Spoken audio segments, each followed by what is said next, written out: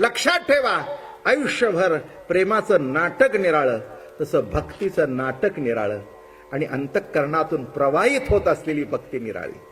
देवाला ती भक्ती मान्य आहे. काय आणि गवळणींना काय येत होतं तसं तर काहीच येत नव्हतं.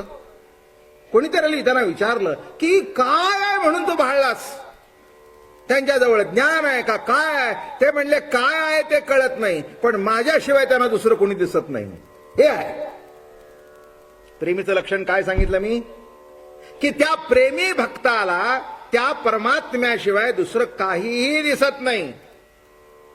काय सांगू, संध्याकाळी जेव्हा कृष्ण परमात्मा गोकुळामध्ये येत होता, मज सायंकाळ येता देखोनी आरत्या निम्मलोण हाती घेऊनी, आणि त्या गोपिका कृष्ण परमात्मा गोरज मुहूर्तावर घरी येणार 6-6:30ला, आणि ह्या 4 वाजल्यापासून नटून बसायच्या. सुंदर साड्या बिड्या नेसायच्या, लिपस्टिक वगैरे लावायच्या. होतं त्यावेळेला सुद्धा होतं, तुम्ही नाही म्हणायचं काही गरज नाही आहे.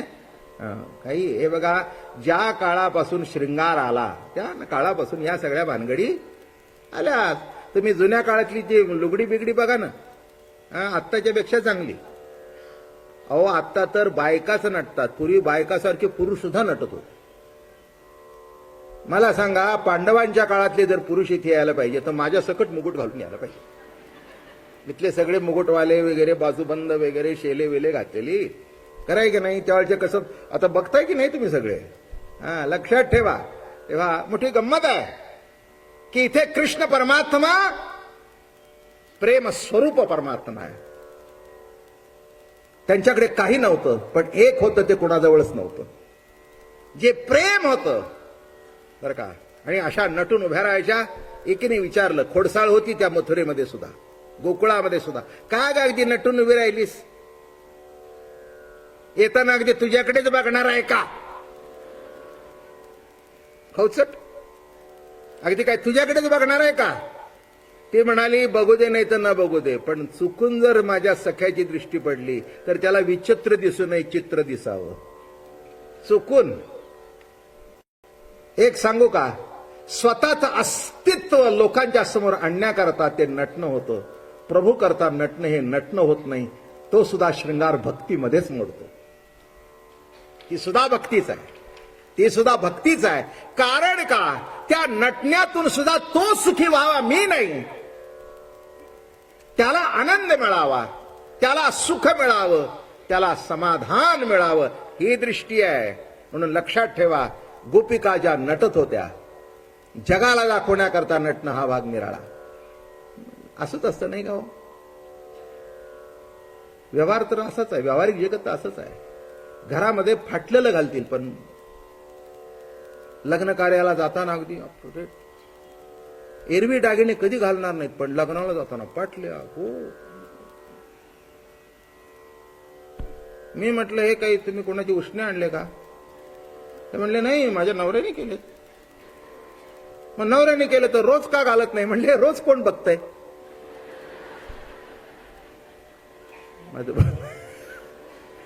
म्हणजे लोकांना कळावं, यांच्याजवळ सुद्धा 100 तोळ्याचे दागिने,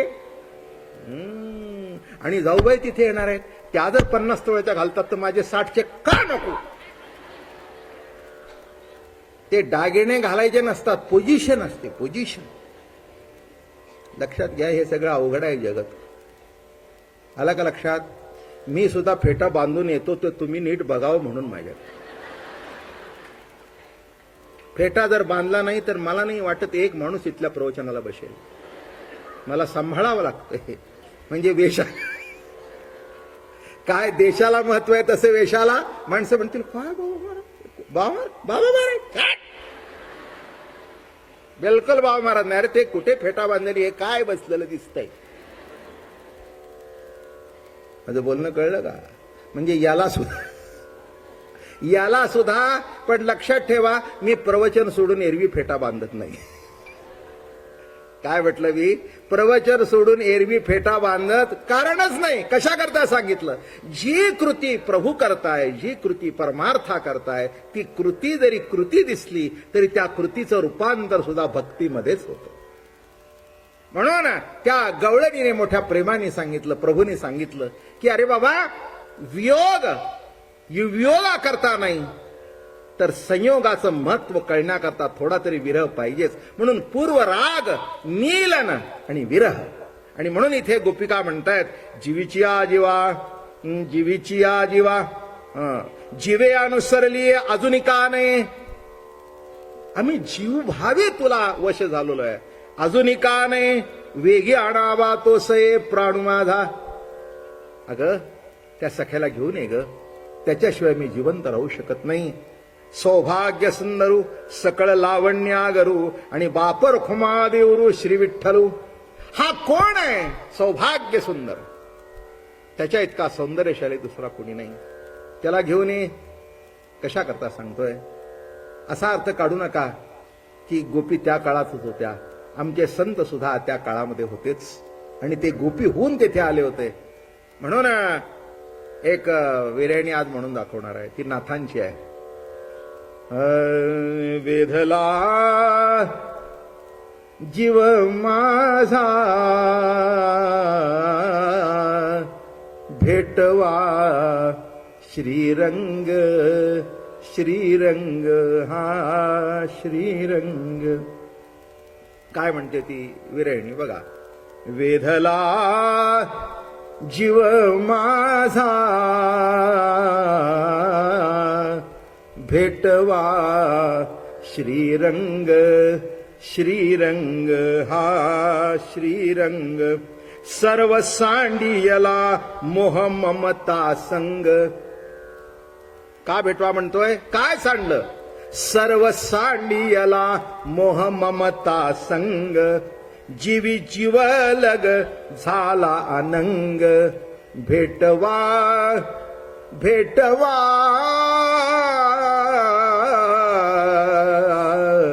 भेटवा मज श्रीरंग, श्रीरंग, श्रीरंग, हा श्रीरंग. वेधला जीव माझा, वेधला जीव माझा भेटवा श्रीरंग, श्रीरंग. ऐशी विरहिणी बोले बोली, कारे श्रीहरी तू सांडी केली. कारे श्रीहरी तू सांडी केली. वेधला जीव माझा भेटवा श्रीरंग. कोण भेटवा? समभाग तुझ पाहावया, मन अमुचे गुंतले देवराया. पण तू काय करतोस? तू तव मध्ये घालीसी माया. तू असा आहेस खोडकर? हो, मध्ये घालीसी माया. इथे वाद झाला भेटल्यानंतर पुन्हा. ते म्हणे, काय रे तू आम्हाला म्हणतोस अहंकार झाला? बरोबर आहे ना? पण नुसत्या प्रेमाच्या नजरेने तू बघितलं असतं तर अहंकार गेला असता. हे सगळी तुझीच भानगड आहे. काय बोलताय त्या कृष्णाला? तो म्हणे तुम्हाला अहंकार झाला. बरोबर आहे म्हणे, झाला. पण एवढं सामर्थ्य तुझ्यात आहे का? तुझ्यात नाही का? अरे याचा अर्थ असा झाला की अहंकार तुझ्यापेक्षा पॉवरफुल आहे. म्हणून इथे कसं नाथ म्हणतायत बघा. समभाग तुझ पहावया, मन अमुचे गुंतले देवराया. पण काय होय? तू तव मध्ये घालीसी माया. नको आता विरह,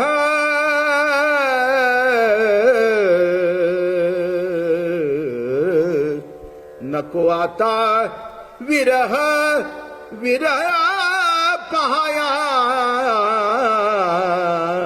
विधला जीव माझा भेटवा श्रीरंग, श्रीरंग. हा बघा कशी विरहिणी आहे. पुढे ती गवळण काय म्हणते? अमुचा विरह कोण निवारी, विरहिणी बोले ऐशी आपरी. एका जनार्दनी विणवी श्रीहारी. जन्म मरणाचा जन्म मरणाचा विरह निवारी विरह निवारी वेधला जीव माझा भेटवा श्रीरंग श्रीरंग हा श्रीरंग. कोण भेटवा? मला श्रीरंग भेटवा. तू मधी माया घालतोस देवा. अरे का रे असा आमच्या जीवाशी खेळतोस? अरे तू आमच्या जीवाचा जीव आहेस. अरे जीव गेला तर मेल म्हणून जाणीव तरी संपेल. तू जिवंत ठेवून आम्हाला मारतोयस नाही का? हो, जिवंत ठेवून मारतोयस. मेलं तर जाणीव तरी संपते. सगळं संपतं. मेलेल्याला ऍक्सिडेंट मध्ये गेला ना, त्याला मेलेल्याला मेलं सुद्धा कळत नाही. तू जिवंत ठेवलायस पण जिवंत ठेवून आम्हाला मारतोयस. का रे असा खेळ करतोस? तुझ्या सामर्थ्य नाही का? आम्हाला म्हणतोस की अहंकार तुम्हाला निर्माण झाला. मी तुला उलटा प्रश्न विचारते की तू असताना तिथे अहंकार आलाच कसा? असताना आलाच कसा? हे उत्तर दिल्यानंतर तो म्हणाला, बरोबर आहे तुमचं, पण मगाशी सांगितलं तेच उत्तर दिलं की थोडासा माझा विरह झाल्याशिवाय तुम्हाला मिलनाचा अर्थ कळणार नाही. हे बघा, हॉटेलमध्ये वडापाव खाऊन आल्यानंतर तुम्ही अगदी बासुंदी पुढे ठेवली तर नाही जेवायची कुणी. जेवतील? अगदी सुंदर बासुंदी. आज तर नागपंचमी आहे. पुरणपोळी असेल, काय असेल, काय घरी आला ती म्हणली आज पुरणपोळी केली, आमटी केली. अरे माझ्या लक्षातच नाही. आम्ही मगाशी सहज हॉटेलमध्ये चढलो. बरं, ते म्हणले कालच्या तेलात तळलेलं तुम्हाला बरं वाटतंय आणि एवढं ताजं केलेलं तुम्हाला बरं वाटतं. तुम्ही आता काही म्हणपण आता झालंय, असं झालं. आलं का लक्षात? मग भुकेलेला आला. काय असेल ते वाढ. महाराज म्हणाले, भुकेलिया तोंडा मिलो कोंडा अथवा भांडा, रसनेचा वर पडा. मग तुम्हाला सांगू, अशी एक पुरणपोळी, दुसरी पुरणपोळी, आमटी बिमटी, भात बीत, तूप बीप. बायको म्हणली, बरं वाटलं बघा. तो म्हणला, तुलाच काय मला सुद्धा. कारण एरवी तू कुठे पुरणपोळी करतीस? साधे पोळ्या सुद्धा करत नाहीस, त्या सुद्धा 2.5 रुपयाला एक घेऊन येतेस.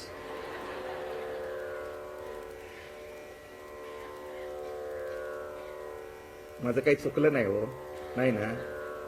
काही चुकलं का माझं? कोणी आणत नाही का विकत? अगदी सगळे इतके सोजवळ. नाही, तुमचं काही चुकलं असं मला म्हणायचं नाहीये. वेळच नाही ना. नाही, वेळच नाही. मग जाता जाता काही मला भाव नीट माहिती नाही, कदाचित कमी जास्ती सांगितलं असेल मी. ते तुमचं तुम्ही बघून घ्या. ह्याला लक्षात कमी बघ, नाही तर मला येऊन लगेच सांगाल मला 2.5 रुपये नाही बरं का, 4 रुपये बरं. नाही तर दुकानदार येऊन सांगायचा आमचा रेट तुम्ही कोण करणार? नाही बाबा, तुझा रेट कमी करत नाही, उद्यापासून 5 लाव. मला काय करायचंय? आता मला सांगा, ही ओढ वियोग झाल्याशिवाय संयोग नाही, भूक लागल्याशिवाय जेवण गोड वाटत नाही. तसं प्रेमा करता सुद्धा विरह निर्माण झाल्याशिवाय मिलनाचा आनंद भोगता येत नाही. आणि हा सुद्धा एक रासलीलेचा उद्देश आहे. पुंडलिकावरदे हरिविठ्ठल श्री ज्ञानदेव तुकाराम विठ्ठल विठ्ठल विठ्ठल.